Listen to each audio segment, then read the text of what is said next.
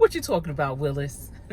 Leave a comment down below if you remember the show Different Strokes. That came out, I think, around 1978, and I was a little girl watching it, and I loved it. It came on weekly, and it was a sitcom about two brothers that were adopted by a father, and he had a daughter as well as a housekeeper.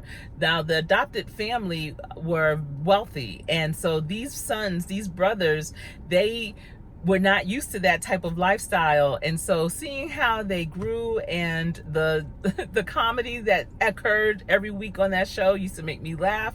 I had a huge crush on Todd Bridges. He was one of the brothers. He to me was like the cat's meow. I just really liked him. Gary Coleman Arnold was his brother, and they just had great chemistry. But one of the famous lines was, "What you talking about, Willis?" Whenever Willis, who was Todd Bridges, says something or did something that seemed odd or out of the ordinary to Arnold. But I was thinking about that show for some reason as I was also thinking about the content for this video. And really, I was thinking about the title of the show, Different Strokes. And remember the saying that people used to say, different strokes for different folks. That means that, everyone's not the same. Everyone might do something different. And that's according to who they are, their beliefs, and what they want to do. And that is so true. And here on YouTube, there are millions of content creators that are putting out videos on a daily basis. Billions of people watch YouTube, and I just learned that YouTube is the second largest search engine in the world, second to Google, and Google and YouTube are partners, so it makes sense. But people not only search YouTube for entertainment purposes, but also information purposes. A lot of people utilize YouTube to learn something new. They use it for tutorials. I know sometimes if we have to order something, we'll check out YouTube to see what model or what make we should get. So YouTube is very informative. When my children were in middle school, and if you are a parent with a middle schooler, you know my pain. When they would come home with math homework, oh my goodness, we would be like, first of all, let's see your notes. What do your notes say? What did your teacher say? What is this even called?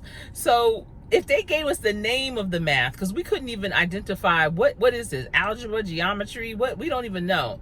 So when we got the name, we would look it up on YouTube, and there would always be someone on YouTube doing a tutorial of how to do those particular types of programs. So if our children got A's in math, it wasn't because of us, it was because of YouTube. And as YouTube continued to evolve and grow, and I've been on YouTube for many years now, oh my goodness, for so long. As it continued to grow, more and more content that was different and appealing to so many different viewers started to appear. Comedy. People started putting up music videos, just different things, motivational speakers, inspirational. There's religious things that come on. On Sundays they have the church services. It's so much that goes on, and I love that about YouTube, that everyone has a point of view that can be, this is a platform for it, and there's no judgment. If that's your point of view, if that's what you want, if that's how you see it, then that's great. But years ago, well, not years ago, not too long ago, I was looking at a content creator that I follow, and she so happens to be my soror, and we live in the same region. Her name is Lisa, but her channel is Carter's Eat, and she was talking about evergreen content. Have you ever heard of evergreen content before? Leave a comment down below if you've heard of evergreen content. Well, I hadn't heard of evergreen content until Lisa Carter's Eat mentioned it in her live. And I asked her, what is that? And she said, oh, so Aurora, your content is evergreen. Evergreen content is content that will last through the ages. It's trendy enough where people are searching for it because it is relevant. It's great information, but it's something that will last for decades. It's information that no matter what the season, no matter what's going on, it's still going to have a place. And one of the reasons why I decided to do YouTube is because I wanted to have my legacy kind of I wanted it to have a place where my future, my future generations, my, you know, my family, my grandchildren, great grandchildren, they could look back one day and see what I was talking about in this year, in this time. And hopefully some of the things that I'm talking about right now will be great advice for them long after I'm gone. You know, they can look back and say, wow, you know, my great great grandmother said this and it resonated with me and it was just what I needed to hear. Or it doesn't have to be any of my future family. It could be your future family looking for something, a word, encouragement, something to motivate them.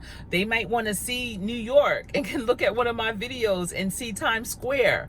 You know, it could be any of those things, but that's for the future. What did even Times Square look like in the year 2022? Well, guess what? I have a video showing that. So that is what evergreen content is. It's something that will last through the ages.